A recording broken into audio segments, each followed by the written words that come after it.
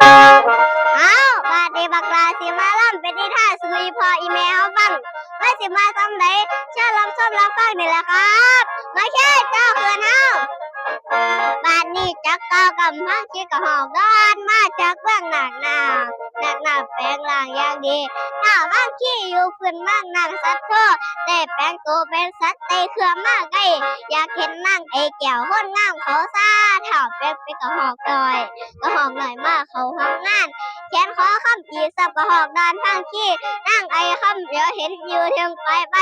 นั่งไอ้คำอยากได้มองเห็นกับหอกดอนจนเสียออกเด็กไปสิให้ใจห่อนดังไฟพระย่าหอมจังเลยบอกว่างนายพานให้ไปจับมันมาเหนางเดี๋ยวนี้พอดีนายพานมันพากันจับกระหอจับยังได้กระบ่ได้เป็นแถบเพราะยังทางนายพันบ่ทาจมทาขั้นสอนโอทะโดมายิงใส่พังที่เจ้ายังตกลงดำตุ่มชาเมืองแตกเตือนกะห้องกูหน่อยดังป่องเธอเมืองนายพัดปัดเอาเนื้อมากินเลี้ยงหมูบุญเดิน6เทื่อนี่มีเนื้อแบ่งปันถ้ากันกินเบิดบางเบิดเมืองคือว่าคือว่า